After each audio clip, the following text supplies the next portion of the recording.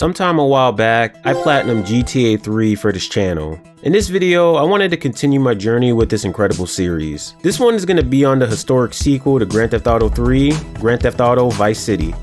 With GTA 6 on the horizon for us, I thought now would be a good time to relive the radical landscapes, colorful aesthetic, and shady dealings in this version of 1980s Miami, Florida. When it's all said and done, we'll have established a kingpin and retrieve a platinum trophy for all of our efforts. There's 34 trophies that we're going to be collecting. I'll have to play through the story mode once and clean up everything as needed afterward for 100% completion. I will be talking about this game's story, so be aware of spoilers. Let's get started.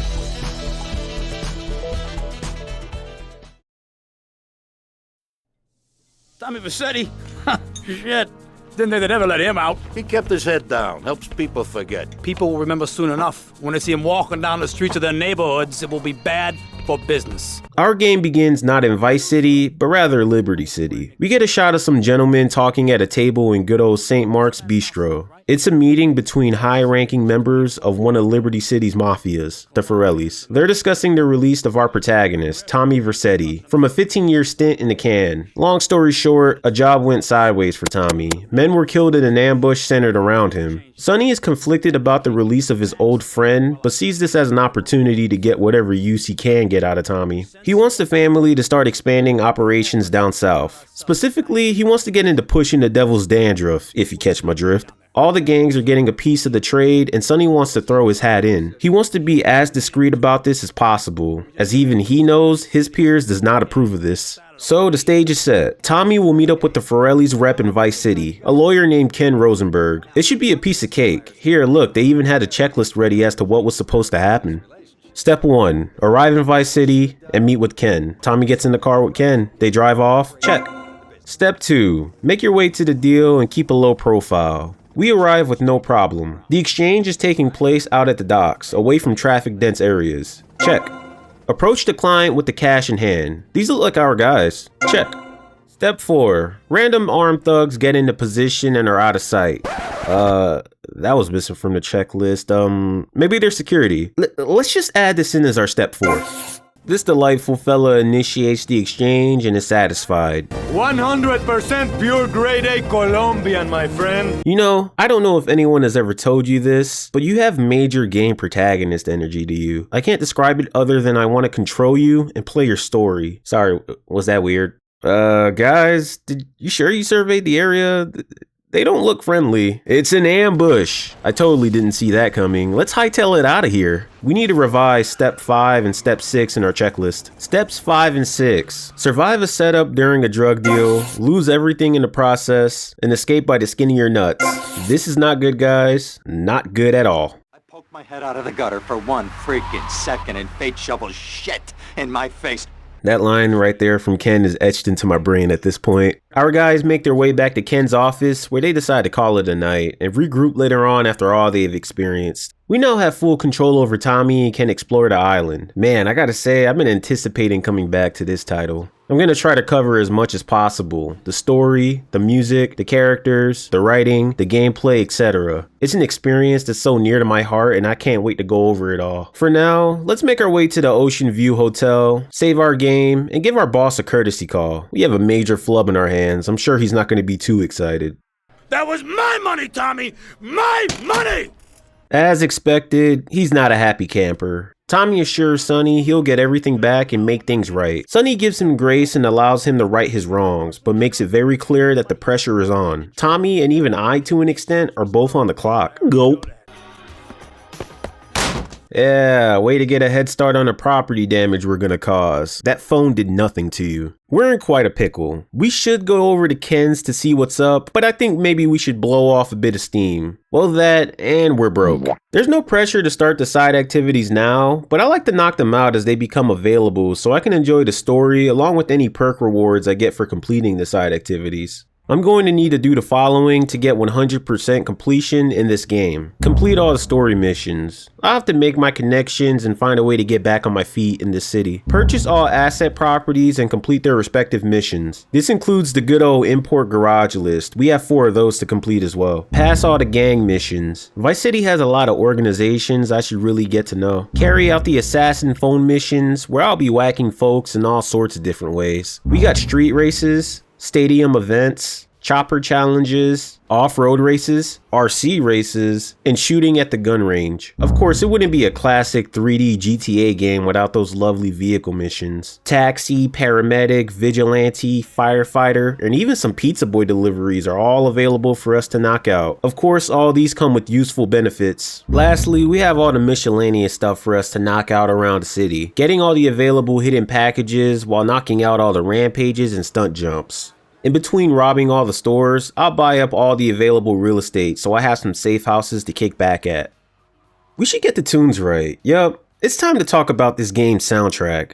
Now before I get into each station and discuss their qualities, I should address the elephant in the room when it comes to the definitive edition. They massacred the track listing. The pesky world of licenses and copyrighted material has affected this game in what could have been a time to celebrate. The radio stations usually have a flow when it comes to playing songs, but things being modified or even removed can make listening a less than pleasant experience. Unfortunately, we're left with what we got. Luckily, in this day and age, the song lineup from the original version is easily accessible, whether it's through physical purchases, dedicated music streaming services, or even here on YouTube.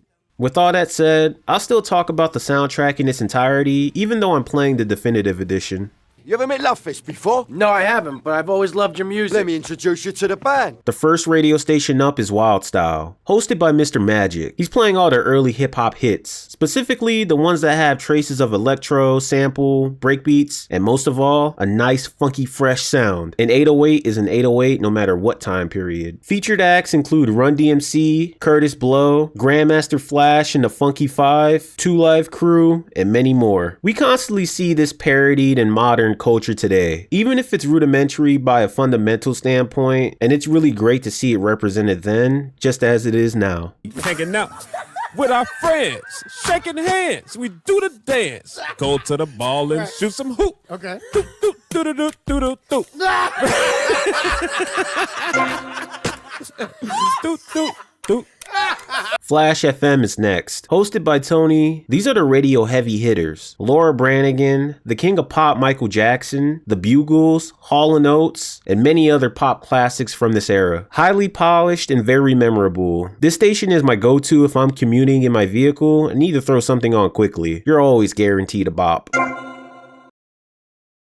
K-Chat, hosted by Amy Scheckenhausen, is her talk show where she interviews various guests from all walks of life. But then you start to realize they all have a certain quality to them that makes you wonder how crazy the person next to you can be and you not even know it. Even after all this time, the over-the-top nature and writing of some of these interviews had me engaged and laughing. The commercials that play here are the icing on top of the cake. They have the subtlety of a Sunsetter retractable awning commercial, but have the expected satirical demeanor. They're so well produced that you would think that they're real people working to represent real companies. Whether you're at a family reunion or hanging out before, I hope your vocals are in good shape because Fever 105 is bound to have you singing at the top of your lungs. Presented to us by the lovely Oliver, Lady Killer Biscuit, we have acts from the like of Rick James, Mtume, Mary Jane Girls, Kool and the Gang, and even Michael Jackson again. Listening to this station makes me want to perm my hair, wear a tacky suit, and go to a neon lit nightclub just to sniff off-white powder in a public bathroom. V-Rock is handled by Rockstar royalty himself, Laszlo Jones. He's here in this GTA to provide us with the heaviest of rock to the most radical degree, ensuring riffs and solos that are guaranteed to melt your face. This courtesy is brought to us from the likes of groups like Twisted Sister, Quiet Riot, Iron Maiden, Motley Crue, and much more. All of these tracks combined are guaranteed to make you want to rock out with your out. Nothing less will be acceptable.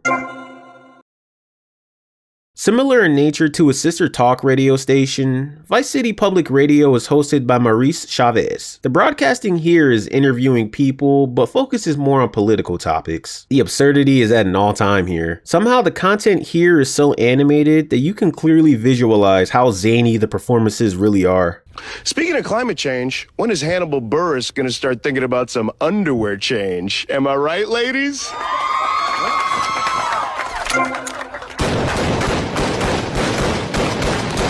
Hosted by the silver-tongued Pepe, Espantoso is an awesome gateway into Latin, mambo, and salsa, which is not only prominent for that period, but has stood the test of time for the audience that loves it. I really found myself digging some of the original songs that were created in-house at Rockstar just for this game. Being Dominican myself, I grew up with music centered around bachata and merengue, thanks to my parents. Look, I'm as American as they come, but when the neighboring ancestors come a-knocking, the Hispanic in me will answer every time. Miami's daily traffic. Coño, me cago en la pinga. Fernando Martinez manages to pull on all of our heartstrings with the Motion 98.3. The lineup here is just stacked with appearances from, but not limited to, Toto, Foreigner, Luther Vandross, and REO Speedwagon. Being a lover and not a fighter, I naturally lean more toward the power ballads of the station. The soft rock and masterful songwriting keeps me coming back for more, no matter how sad this stuff makes me. I love you, bitch. Oh my god. I ain't gonna never stop loving you, bitch.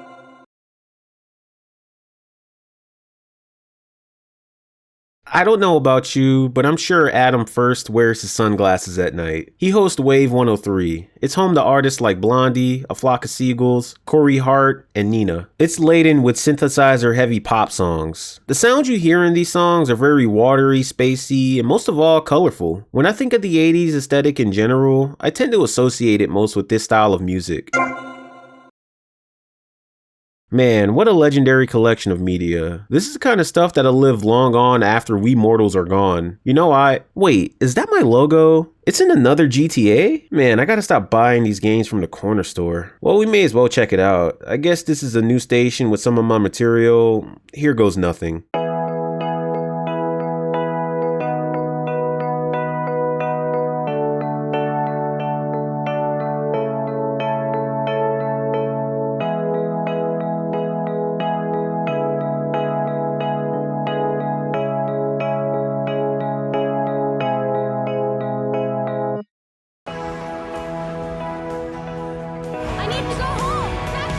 Oh, word? Alright, let's get a move on then. So, how's your day go? What? You don't live in no damn hardware store. We start our adventure on the eastern island of Vice City, referred to as Vice City Beach. This area is more leisure than business. You got the Leaf Links golf course if you're trying to settle some things on the fairway, the North Point Mall, a place to buy a bunch of stuff you didn't know you needed, and the Malibu Club, which is the place to be if you're trying to bust a move. It's one of the many things you'll see in this game inspired by the movie Scarface. There's so many department stores to satisfy your tourist needs. As stated in the title, you have the beach of Vice City here. It's pretty vast and mostly barren. You won't find a shortage of people getting their tan on every now and then though. Check out this marine wildlife, eh? They look like inflatable dolls, but they're better at swimming than Tommy could ever be.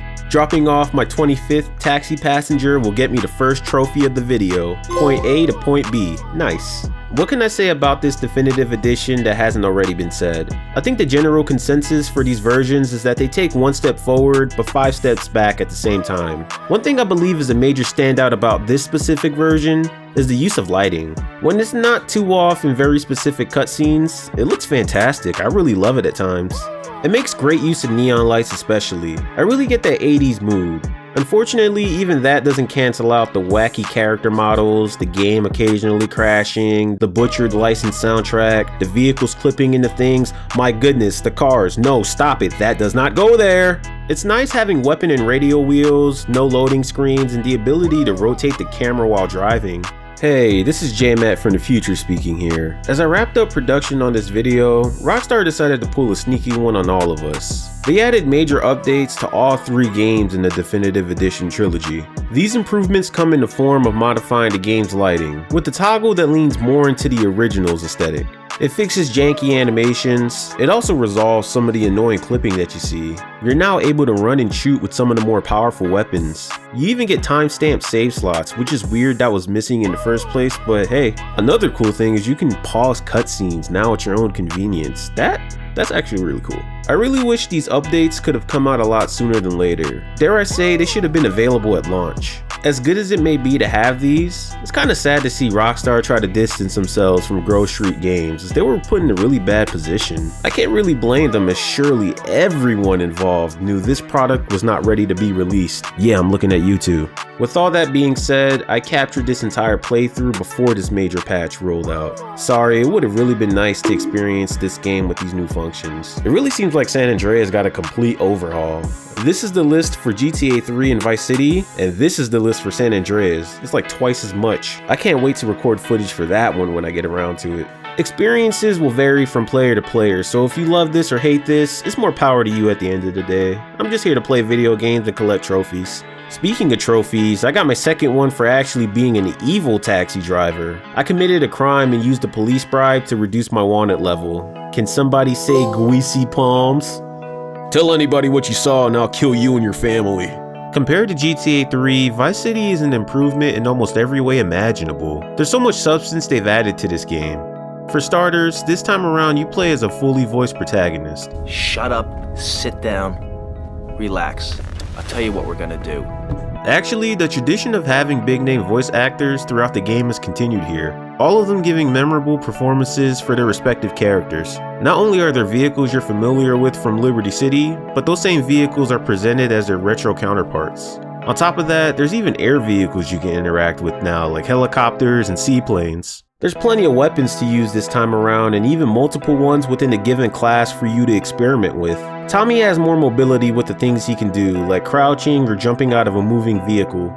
You still can't swim, but man, does that water look so good. I want to drink it. Even to this day, I'm in awe whenever I boot up Vice City for the first time in a while. That looks like our last passenger. My reward for doing this activity is that all taxis get a boosted jump ability. This is just flat out entertaining to use. Shenanigans aside, it can actually be useful to navigate around things and even people who might want you dead. Next up is the paramedic side activity. It's similar to what you do in the other GTA titles. There's 12 levels to accomplish, and you start out with retrieving one patient for level 1 and keep going until level 12. Each subsequent round will have you pick up more and more people. I feel like the paramedic activity in this game is more generous on time. I did have a scare or two during my run. One patient clipped into a tree and didn't look like he was getting free anytime soon. I somehow managed to make my ambulance defy physics to free him. The other scare I encountered was me almost flipping my ambulance. I had straight tunnel vision and didn't realize what I hit until I was in the air. These ambulances are top heavy, so rollovers are very likely to happen if you don't corner well or smack the wrong thing. Despite all of that, I managed to complete all 12 levels of this activity, gaining unlimited run stamina and a somebody called a Wambulance trophy. Since all those injured folks missed out on a meal, I'll go ahead and feed the community. I took a shift as a delivery boy for the local pizza company. It's been a while since I've played a GTA game, so I forgot the button combo to do a pizza drive-by. I eventually got my life together and also got a reward for dropping off my 10th pizza in the form of a trophy, Pie Guy. I don't know who in their right mind would eat a pizza in the middle of a beach with the sandy wind and seagulls, but hey, it's not my money. After spending 10 levels satisfying hunger, I passed this side activity, getting a max health increase to 150 points. I think now is as good as time as any to put in work for the Vice City Fire Squad. It's funny how I actually got a hold of this truck. Prior to stealing it, I was setting gang members on fire during this rampage and decided to capitalize on this opportunity. I mean, why not? 12 levels of burning cars and people for me to extinguish. You know, one would think just to get out, stop, drop, and roll instead of sitting in a burning vehicle, but hey, their ignorance is keeping me in business, so why should I complain? Putting out my first 10 fires got me the high quality H2O trophy, making that 5. Wrapping up this activity made me fireproof. Now if we can extend that to like unlimited lung capacity underwater and swimming, it will all come full circle. Next, I decided to break up the monotony of the average worker by doing some vehicle challenges. PCJ Playground and Cone Crazy are both time-based activities that require me to hit the checkpoints within the required time. PCJ Playground emphasizes verticality and going really fast, which leads to some high adrenaline moments. Cone Crazy is quite the opposite. The course is small and fairly crowded. The caveat here is that there's cones surrounding your checkpoints. Break a cone and you fail the activity, so you have to approach your target slowly and really thread the needle here and there. This time around, vehicle missions come in all shapes and sizes. The RC Bandit race is proof of this. In this instance, you'll be doing a circuit race on the beach against other RC toy cars, and they corner terribly. Winning this race will get me my 6th trophy, just like the real thing. The other RC race I needed to complete here involved miniature planes. I did my air tour of Vice City, which looks stunning from any angle or elevation. This race further proved that. With this race done, another item on my checklist is knocked out. Rampages, rampages, rampages. I took the time to knock out all the rampages I could find on this island. I used to loathe these back in the day because of how challenging they seemed. Nowadays, it feels like these are mini showcases for all the various weapons and tools that are available in your arsenal. I tend to stick with certain guns when I get down to business, and this is more of a reminder of that. Hey, there's much more to life than SMGs and carbine rifles, I'm learning that. I finished about half of the required 35 when it was all said and done for this portion of the map. Taking all the good dollars along with the blood dollars I've accrued, I went ahead and started buying up real estate around Vice City. This is just so neat to do and a wonderful addition. You have much more options this time around in terms of actually investing your cash in tangible things. Some of these properties are pretty snazzy if I do say so myself. I got 5 of the required 7. While I was acquiring properties, I went ahead and started strong arming the nearby ones to let them know who's boss. Rockstar didn't have to go this hard by enabling us to enter as many interiors as possible, but they really cooked on that front. I got 8 of the 15 before I moved on to something else. Amid all the chaos I was causing, I got my 7th trophy for giving all the radio stations a spin at least once. It's time for unique stunt jumps. These babies are as magnificent as ever. I can knock them out with the car, but there's just something majestic about doing these with the PCJ 600. Stunt ramps and sport bikes are a match made in heaven if you ask me. If any physicists or magicians in the comments can explain what happened to me here, my DMs are open. Other than that, these are good to go, for now. Yeah, that wraps up all the side stuff I need to do at this point. I think I'm gonna love it here in Vice City. I feel like I needed to do something important though. What was it? Oh shoot, I need to visit Ken.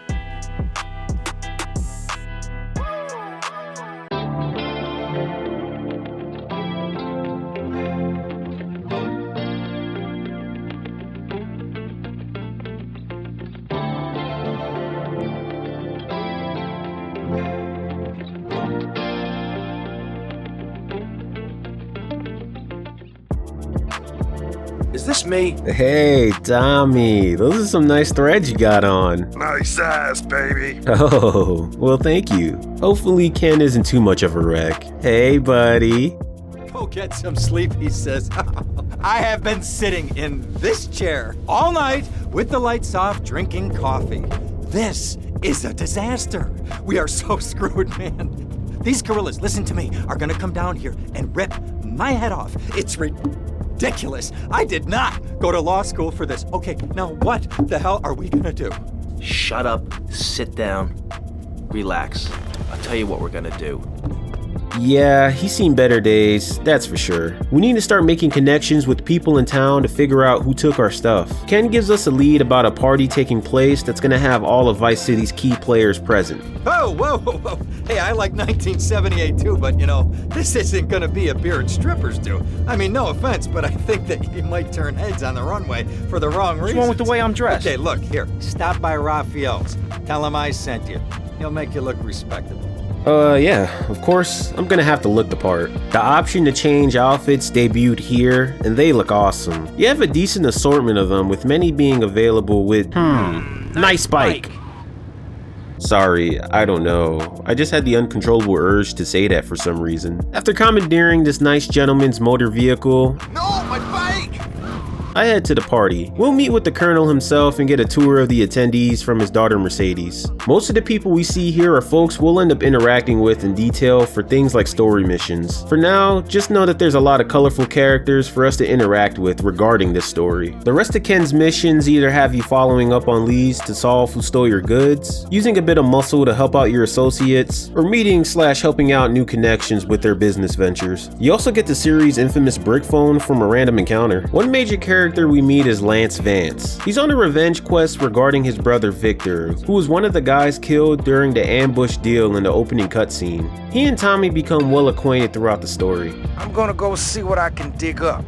I'll be watching you, Tommy. Riot is the last mission offered by Ken. He's chilling with our next mission contact, Avery Carrington, co-owner of the well-renowned Shake. Who said that?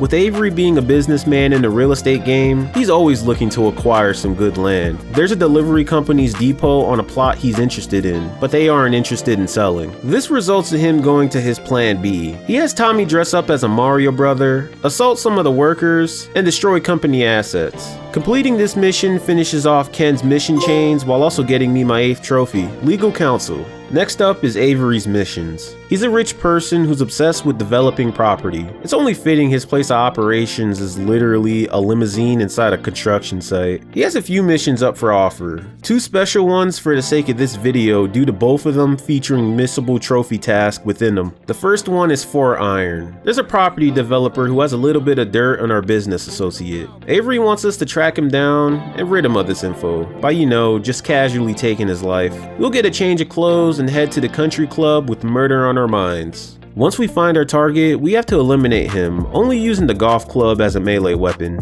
Once we ice him out, we'll pass this mission and get the Irony trophy. Our next mission is the infamous Demolition Man. A good majority of Vice City players despise this mission. I'm sure of it. Avery is further bringing the fight to his competitors. This property on Avery's radar has got to go. The eradication of this building will be coming in the form of an RC helicopter equipped for destruction. All we need to do is drop the bombs in the correct spots within the allotted time. I remember this mission being a nightmare for me as a kid. I think I used to have terrible motor skills, no pun intended, and just didn't understand the concept of controlling the helicopter's elevation while properly dropping the bombs. I guess it doesn't help that the people guarding this location are willing to lay their lives down for it. Some of them even have guns. The trophy related task you're given in this mission is eliminating everybody with the blades of your helicopter. Once the last explosive is dropped, we're treated to the visual of the renovations we made to the property, permanently changing it forever. We'll have to fast forward a bit for Avery's next mission as it takes place on the second island. Oh hey, look, it's Donald. I see he's been getting game from Avery himself. Let's get down to brass tacks. You gotta go bigger than property developers or buildings under construction. This time, we have to target the minorities. We'll head over to Vice City Mainland, dress as a Cuban gang member, crash the funeral of a high-ranking Haitian gang lord, and watch both sides go to war in the name of bringing down real estate prices. Once we cap our guy and get out of Dodge, we'll have completed Avery's mission chain. Next up is the Colonel, who reached out to us after Riot to inquire about certain endeavors we could help him with. This is definitely the guy to work for. He has all the connections and can get you right. He even agrees to help you with your situation. Granted, we have to provide our services first. Cortez's missions increase the scale of what we're doing tenfold. We'll be taking care of informants who need silencing and getting involved with international affairs. Freeze imperialist American pig that is propriété of the gouvernement français. Hand it over! You American idiot! They followed you here! That is a sweet stash. You'll have to casually commandeer a tank from the local army unit. Yeah, I told you, you're going big time with all this. We even get a mission that gets us one step closer to getting answers about our ambush when we assist big-time drug baron Ricardo Diaz, who is not only impressed with the protection we provided for the deal, but requests for our services in a pretty flattering way. He refers to everyone in his life as insufficient wienerheads. My favorite Colonel mission is definitely his swan song. All hands on deck is balls to the wall from start to finish. The French are putting pressure on our boy, causing him to make a hasty departure. The only problem is they catch up to the Colonel as he's leaving. This results in some bombastic sequences where you're shooting attack boats, gunmen boarding the ship, and you even get an opportunity to knock a helicopter out the sky. Twice. It's pretty simple but executed really well. The Colonel leaves us a boat in which we have no way of storing and departs, leaving us to watch his promiscuous daughter, Mercedes. All of this is topped off with a trophy to add to our collection for completing this mission, Life at the Party. Next up is Mr. Diaz. His missions actually take place in a new sub-area that was previously blocked. It's nothing more than some really posh residences, but I like it as an addition. I need to contact the architect who designed these awesome pools. Of course, a little man like Diaz needs the biggest mansion on the block to compensate. It's very Scarface inspired. I would have liked the pool in the middle with the world is yours glow, but hey, Rockstar is already feeding us so well, so I can't really complain. More on the mansion later, we gotta clock into work. Diaz's missions are essentially you doing dirty work for him. He'll have you tail betraying associates and then later assaulting that organization. One thing's for sure, Diaz does not have much brains. He's so hot-headed and probably has at most 2 to 3 brain cells going at optimal capacity at any given moment. Supply and Demand is one of my favorite missions in the entire game, and it doesn't have anything to do with the gameplay, but rather it's the mission intro that I love so much. Jack, plastic crap! You doing this to me? Who do you think you are, you piece of plastic shit? Oh! Oh! Screw you! It is my favorite El Burro movie. It died. What else can I do? It's probably not plugged in. What? Damn. Stay in school, kids. After we complete this last job, we'll get our next trophy, Southern American Connection. The next sequences of events are interesting. We would end up getting a random call from Kent Paul over at the Malibu Club. Meeting up with him seems like a waste of time until he reveals that Lance has been taken captive after he tried to make a move on Diaz himself. We have to hurry up and save him before he bites the dust. We waste Diaz's henchmen and scold Lance for his impatience, which I can't entirely blame him because Diaz did kill his brother. But now we're on the clock and we have to act fast against Diaz. Once we get him patched up at the hospital, we'll be ready for a full-on assault at Diaz's mansion. Rubout is definitely where things come to a head. When Lance all healed up and ready to go, he brings us some nice hardware as a consolation to take care of Diaz. Diaz himself prepares for the upcoming battle. He does not believe in having back doors to his mansion. He'll ultimately pay the price for this. We'll soon encounter the man himself and have a showdown. Lance, you keep trying your hardest. I got it from here. I know pathfinding is not your strength. I didn't realize it until I was reviewing the footage, but Lance almost died in the middle of this fight. Good thing I capped Diaz when I did. I got a trophy for taking him out, specifically with an M4. You stupid pricks! My beautiful house! Look what you done to it! This is from my brother! I trusted you, Tommy. I would have had you made. Say goodnight, Mr. Diaz. Hey, guess what? I was the one who unplugged that VCR you shot up. Ha ha ha ha! It was me, you dickhead!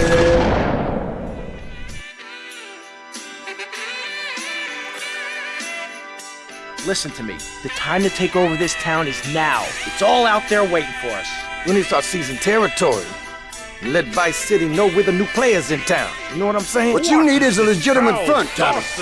This empire is ours for the taking. Now that we have the infrastructure, we have to start making moves. We're gonna need the money and the power if we're gonna influence this town. The new digs here are dope. We got dual maze gardens, a bunch of pools, a mowed lawn, fancy cars with a garage, a helicopter, and even my own office. I do think we could stand to put a trash can or two out here. Does Vice City not have maids or something? This is filthy, Tommy. Okay, we got a city to take over. I started this out by doing what every boss should do as soon as they get the opportunity.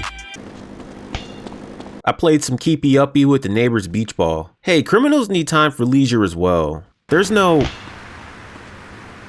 I'm not paying for that. There's really nothing like getting a trophy while having fun under the sun. All I needed to do was get 5 bumps, but I added 7 for extra padding, just in case someone in town tries this and, you know, feels bold. It's about time we discuss the other half of Vice City for us to explore. Here we have Vice City Mainland. This place is more of a business atmosphere. Here's where you can find the city's airport and the military installation. It's also home turf for most of the city's gangs. And lastly, the downtown area where you can find some high rises and even more businesses, along with the stadium that hosts motor events. It is tough to say which island I like more than the other. Compared to the distinct nature of the other GTA games' map design, the two islands play off each other really well. Just because you unlock this half of the map does not mean that you won't be returning to Vice City Beach to do things there. It just expands the scope of what you'll be doing for double the fun. Now, before we begin the acquisition of all the different assets in the city to build up our empire, we have to do the other half of the collectibles that's required for us to get. I actually knocked these out as soon as Mainland was available. This happened during the Diaz mission chains. Now, having helicopter access means there's no hidden package out of my reach. This game has 100. Just like how it was in GTA 3, with every 10 you get, you unlock something, whether it's a valuable weapon, item, or even high-powered military vehicles. You don't actually get access to those until the end of the game.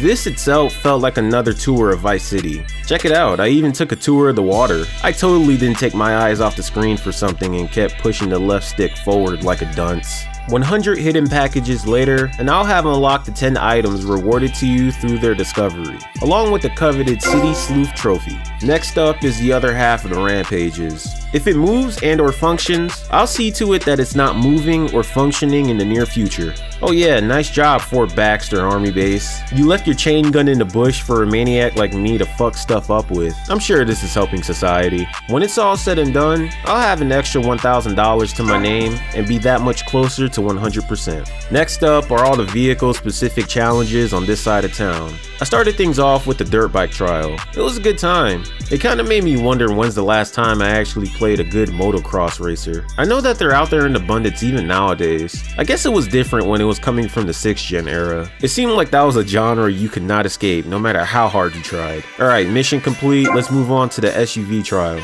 This 4-wheel drive is kicking in really hard. It was so powerful, in fact, that I actually tipped my truck over. I realized that I could actually just, take my time and still get the same result I desired. So that's exactly what I did. Good to go on all the vehicle challenges. Our last RC vehicle mission takes place at the airport. It's different from the other two races, as this one's a sprint and can be completed at your own leisure. I like to think that this is the Demolition Man's good sibling. Doesn't destroy buildings and rather flies around the world and be mindful of its location. Wrapping this up, we'll tie a nice little ribbon around the RC vehicle missions. One thing I had been waiting to start up until now was the chopper checkpoint activity. With us having 2 on each of the main islands, they all play the same. Just sprint your way to the end of the course as fast as possible. No big time cash for knocking these out either, just a modest reward. Sunday, and Saturday. You could come out to the Hyman Memorial Stadium and watch motor vehicles be used in the way they were truly intended, to possibly maim or injure another human. The first activity we do here is the Blood Ring event. Obviously, these competing cars don't want you to win, and as a matter of fact, I'm sure they're under the influence of something because they're just doing whatever they want. Yeah, they never stood a chance.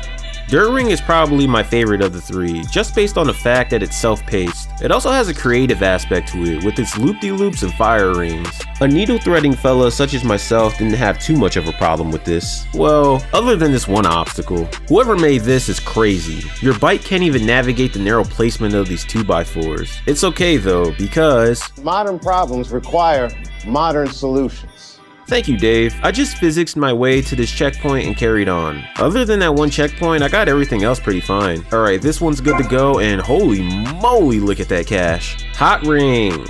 It's as NASCAR as it gets. Drunk drivers, car explosions, you even get a pit stop to replenish your car's health. It soon goes from a circuit race to a fight for survival as drivers stop caring about winning and just want to make impact with other drivers. I did have a lot of fun doing this other motor event. And with that, we wrap up the stadium events. Let's head back into town and see about buying more of these safe houses. The duality of the last 2 safe houses you purchase is astonishing. Here you have the Hyman condo. It's a pretty expensive property to buy. You get multiple garages and even access to the roof, which comes with a complimentary helicopter. The view, my goodness, look at this view. I mean, how much better can the other place be if we're really being honest?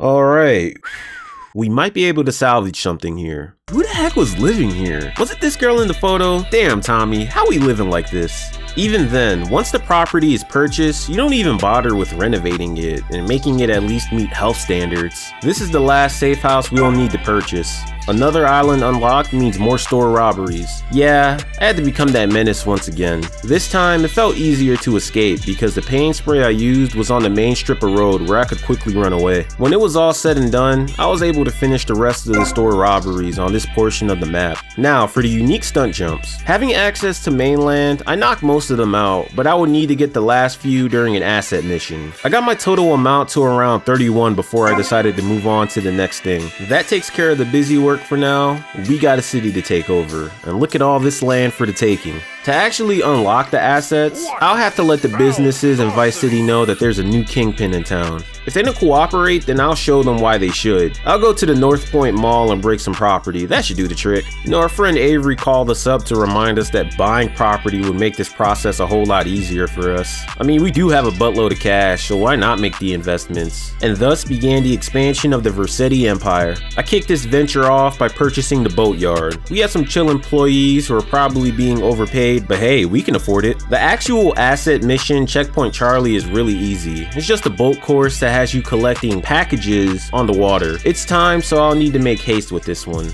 Next up is everyone's favorite gentleman's club, the pole position. It was around this time when I got my 16th trophy for purchasing my 10th property, making me a Vice City mogul. It doesn't get more nightclubby than this. Not only does the pole position club give me the awesome Mr. Vercetti suit, but it allows me to get complimentary dances, which are actually needed to complete this asset. So yeah, Tommy and I are just sitting here, thinking about how we got here. $300 later spent on private dances, and this place is good to go. I've capitalized on people's lust. Now it's time for me to focus on their greed. I did this in the form of distributing ice cream by buying this ice cream factory that distributes ice cream to the local population. Wink wink. I'll tell you what, the cops in this game are sneaky little ninjas. Even when I vigilantly scan the area, they always just seem to pop up out of nowhere and get me when I least expect it. They never run either. It looks like a light jog, but they accelerate like they're freaking gazelles or something. Yeah, my bad decisions caught up with me a few times. I regret nothing. I'm sure it doesn't help that I got the trophy Bloodstained Hands for getting the Butcher criminal rating, which just means I hit an all-time high with my bad boy score.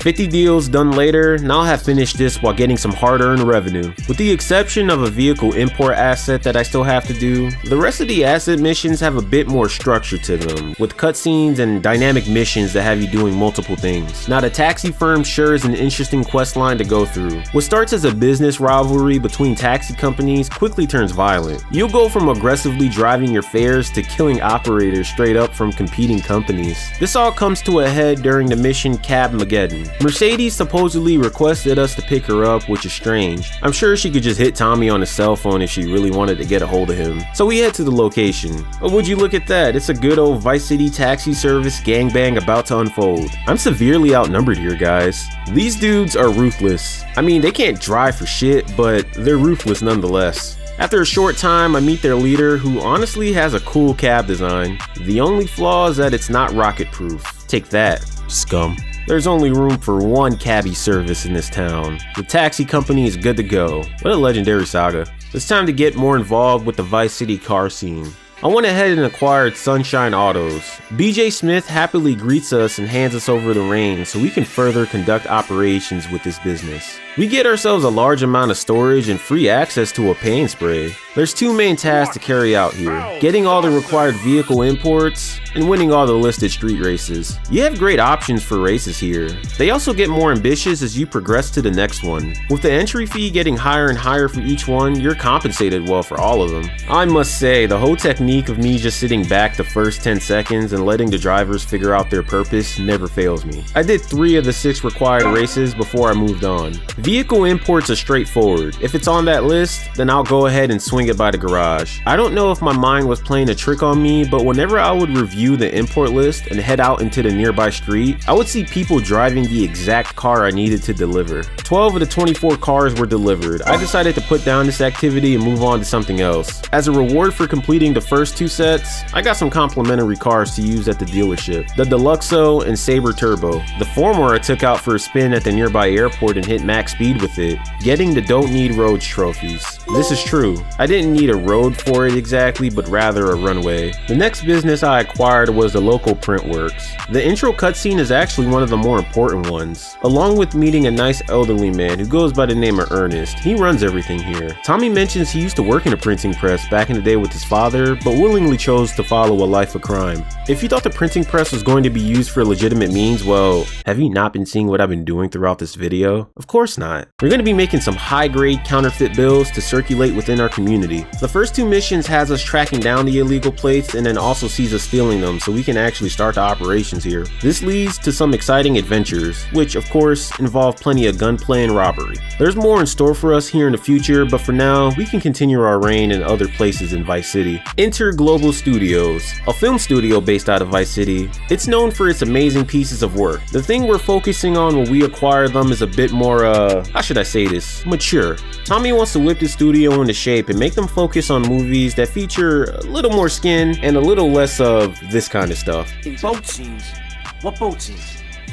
The fishermen are in the throes of passion when the giant shark comes in. What'd I say about the giant shark? The missions here will have you recruiting talent, which required me to take care of a clown car full of gangsters. I'm not joking. Look at that, like 10 plus dudes came out of this car. Do they fit in this vehicle like it's human Tetris? Some of the other missions have you running a promotional campaign, which sees you advertising around the city. You even blackmail a congressman, Alex Shrub. He's campaigning against this industry. Surprise, the public will feel differently when they see what Martha has to say. The main event here we have is the Mission G Spotlight. Alright, the film is finished, but now we need a huge marketing campaign to actually push it out. Yeah, we did the whole flyers thing, but now we have to think bigger. That's when Tommy gets the idea to use the spotlights downtown to promote this movie in the grandest way possible. What we have to do here is fulfill a stunt junkie's dream. We'll start from a random office in downtown Vice City and make our way across various rooftops. The catch is, we have to make sure we don't fall to the ground at any point. While not an automatic mission failure, if we do, it'll cause me to not get the Not My First Time trophy. Some of these jumps are also tied into unique stunt jumps to accomplish for 100%ing the game. When we make it to the spotlight at the end within the required time, we're rewarded with a funny message that's permanently displayed whenever you pass through here at night. I got the mission specific trophy and knocked out 34 of the 36 required stunt jumps. Now at this point, I began to rack my brain and think about the last 2 stunt jumps because I really felt like I had them all until now. I was worried that I was gonna have to run through every single stunt jump again to make sure. Then it hit me. The pier that housed the Colonel's yacht was actually inaccessible until I completed the Colonel's mission chain. I eventually made my way over there to knock out the stunt jumps and got its respective trophy, Daredevil. The next asset I worked on was the iconic Malibu Club. As atmospheric and nostalgic as it is, the real reason we bought this place is to be a front for a heist we're planning. This is a job that requires big time talent. I'll be doing tasks that revolve around us finding a safecracker that needs to be busted out of jail, seeking out legendary gunman Phil Cassidy and winning him over at a shooting range competition, and beating a reputable driver in a street race and convincing him to join the team as a getaway driver. This all leads to the grand heist mission itself. You and your assembled team will head over to the bank and get ready to carry out the robbery. Compared to all the other quests in this game, this one is set pieces galore. Every minute feels like it's building up to an action-packed climax. Hostages end up fighting back, the SWAT team shows up, and even one of your teammates get capped. When it's all said and done, we'll end up getting away and enjoying our spoils. That wraps up the Malibu Club asset and begins generating passive income there. I decided to head back to the ammunition and complete the gun range challenge. It's a rehash of the first round challenge that required me to shoot this target. I get points on it though, depending on which target I destroy. Getting a score of 45 or more will get me a cash reward and faster reloading.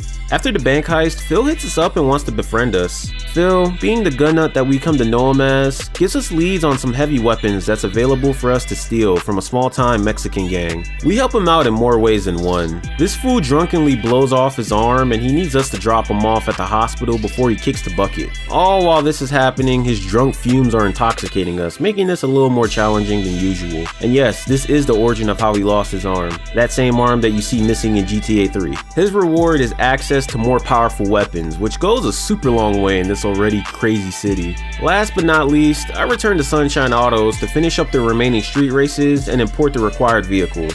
Alright, all 6 races are good to go. That last one, VC Indulgence, was quite spectacular. With the 10k buy-in, you'll drive through every single neighborhood in town and end up with a pretty hefty cash reward for winning. The last 2 sets of vehicles you'll be importing range from very exotic and luxurious to yeah, there could really be a demand for anything if you think about it. Getting the last 2 sets of vehicles to the import garage will unlock 2 more cars for me to play around with, for a total of 4. This will wrap up the Sunshine Autos asset along with us getting the eponymous trophy, Grand Theft Auto. As a way to celebrate, I took my PCJ out to do some wheelies while trying to get the 1 is better than 2 trophy. This required me to do a single wheelie for at least 30 seconds. Something I thought the airport could accommodate for me, but yeah, I guess this bike just grips to the pavement too well. The sands of the Vice City Beach easily took care of this requirement for me. I'll get to the Versetti asset missions in a bit. I'm sure Lance is holding things down there.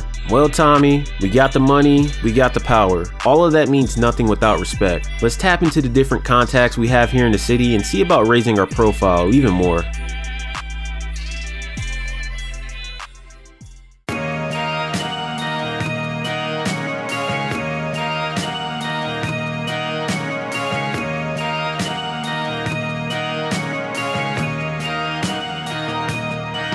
Classic.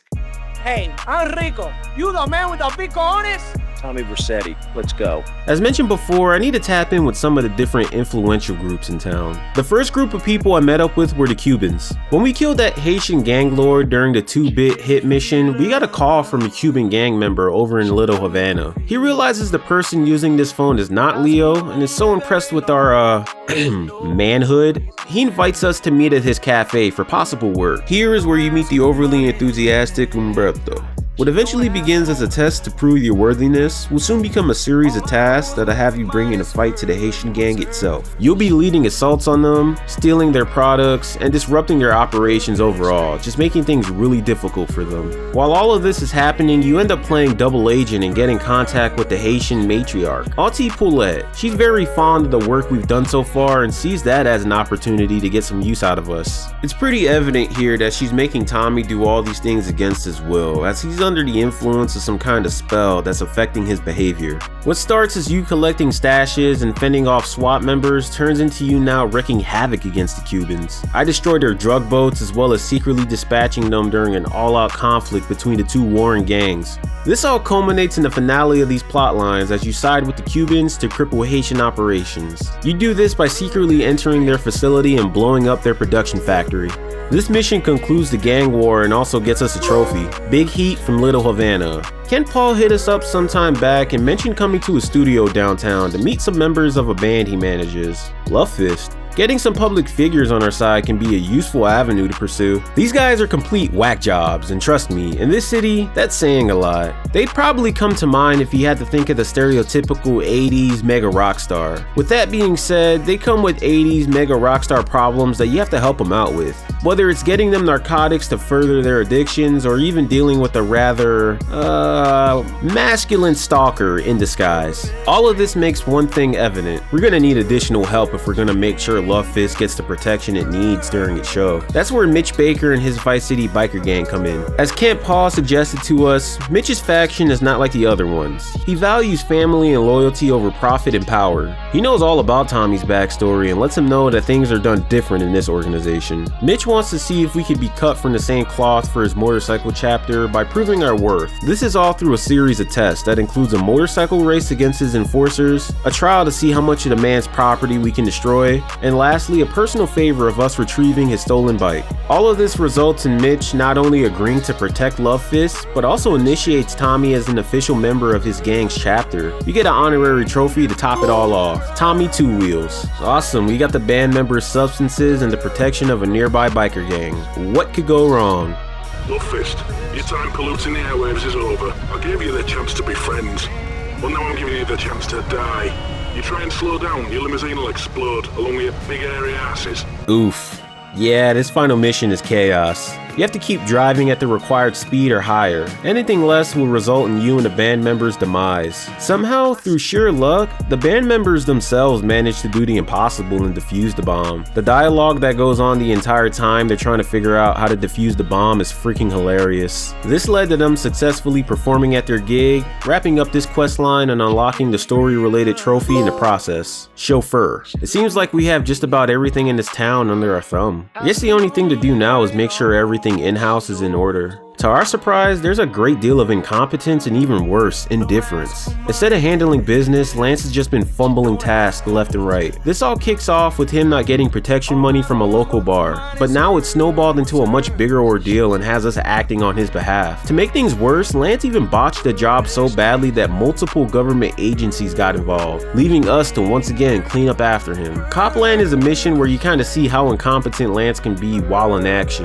It's very fitting for his character when you see the dumb stuff he does. All of these hiccups result in Tommy holding Lance accountable, of course, but he wants none of that. He even lets us know through various phone calls how he feels about this. In the end, we pull through and set up our business protection racket. This concludes the asset missions for the Vercetti estate. Hopefully Lance gets his act together, but for now, everything is running fine. There's nobody that can easily disrupt what we have going on. Don't forget about us, Tommy, because I can assure you, I ain't forgotten about you. Nobody, not even an old associate. Where's the goddamn money? Where's the goddamn stuff? And where's my cut? Are you new action? Okay, what's the emergency? Ernest has been getting printing pressed by the Forellis. Sonny has had it with us and he's now taking action against me and the empire I built by taxing my fronts. Oh heck no, I'm not gonna stand for this. I managed to take out his collectors, but it's really evident that this is leading something to bigger than Tommy or me, and this is taking place in the very near future. It's time to end all this. Sonny is coming through for the final collections. We're not going to take any crap from this guy or his crime family. Ken, gather the counterfeit cash and start loading briefcases. Lance, get the boys and stop fucking up in general, dude. We start the trade and get a spiel from Sonny, who at this point implies he's the reason for locking Tommy up without saying it. All of this comes to a head when Sonny reveals Lance has sold us out and shows our plan to give the Forellis fake money. Now we have to kill an additional person who was never really useful and turned out to be a backstabber. Hooray! This mission is a complete frenzy. Between killing any rivals, we have to minimize our financial losses. Sonny can die in a second. We have to get rid of the dead weight that's Lance Vance. He runs from the fight, but eventually we catch up to him and take care of him. It's time. Everything we've done up until now has been leading to this moment. We surpassed this lame and have no use for him anymore. He never even respected us, Tommy. Let's do what we have to do.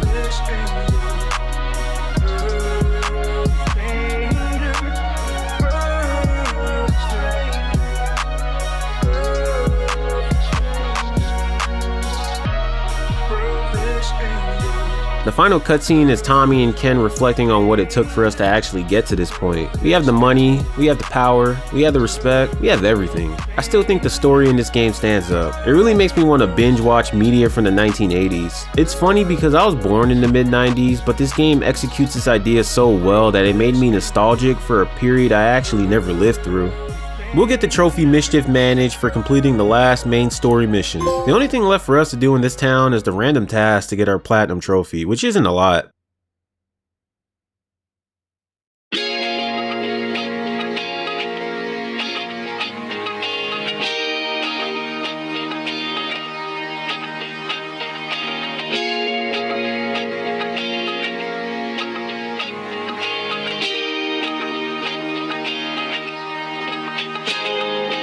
Beating the game gets us a deluge of phone calls from various characters on various topics. All of these have positive tones, at least to a certain degree. The next task I focused on for 100% was the assassin side missions. At the start of the game, we were actually contacted by the person who hosts these missions. He goes by the name Mr. Black. He works with us under the pretense that we're the phone's original owner, Leo. What follows is a group of missions where you're tasked with killing people in different ways, with different tools, all for different reasons. Legend has it on the street, this lady died from an automobile-related accident. She could also juke people in her car, apparently. One mission just sees you on a killing spree. European gang members are your targets, and they all need to be hit within a set time limit. Checkout at the check-in is as assassin as they come. You go into the airport without your weapons and have to channel your inner Agent 47. Then you have to patiently wait to identify your target and cap them.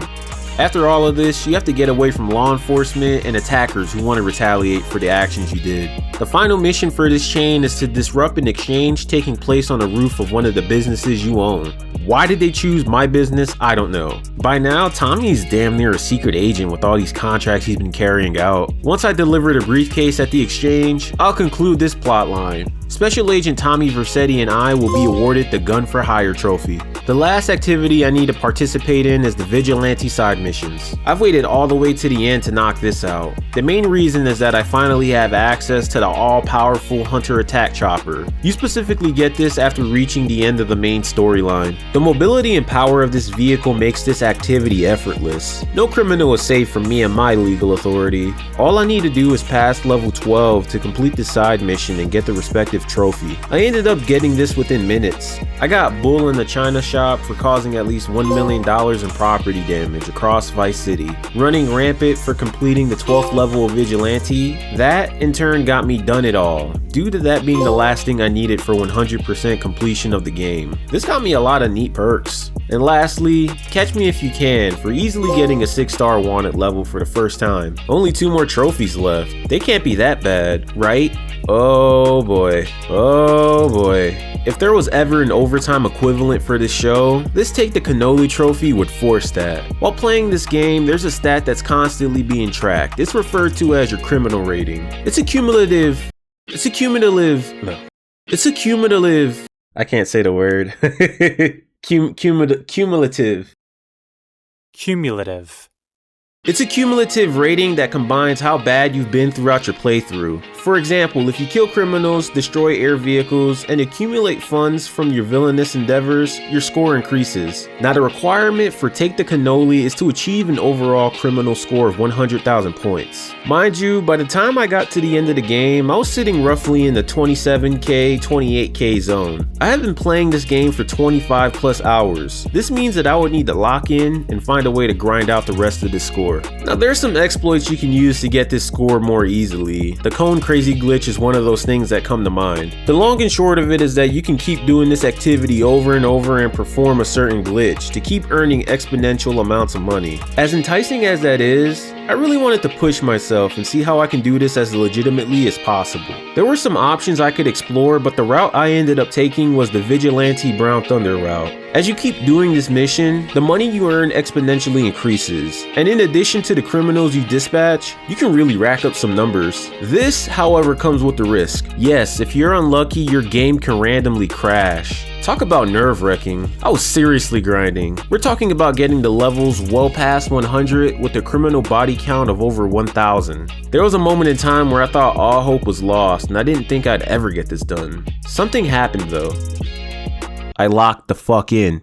My eyes were red from drying out and my hands began cramping, but I couldn't stop. I needed to take it a step further. I started a second run after hitting 50k with my criminal score to play things safe and ended up making it super far. My hard work paid off, and there it was, the Cannoli trophy I so desperately wanted. I literally paused the game and had to gather my senses. You do this activity long enough and you fall into like a state of hypnosis or something. If the residents of Vice City ever thought about there being a god that lived amongst them, then surely I would be taken into consideration. I have general wealth that will last me until the end of mankind. The only thing left for me is to get the I'm Famous trophy, which sounds like a grind, but it's not. I have to attract the attention of the media by going on a crime spree. This time it has to be specifically aimed at law enforcement. This was made incredibly easy due to me having access to the Rhino tank at the nearby army base. This destruction lap I'm taking around Vice City is more than just a psycho binge. It feels like a victory lap.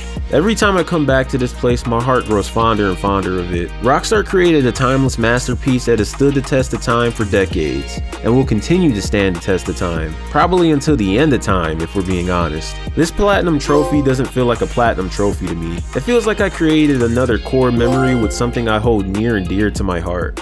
There's two things I need to let you know before I end this video. First, I'll release the soundtrack created for this video on all streaming services, and I'll let you know when it's available. The second thing is, if you like the time you spent with me in Vice City, I recommend you visit Liberty City. I made a video about the time I visited there as a guest and got a platinum trophy with Claude. As of posting this video, I haven't been to San Andreas and met up with CJ yet, but I'll come back and let you know about my time there once I document it. So yeah, I'll be waiting for you.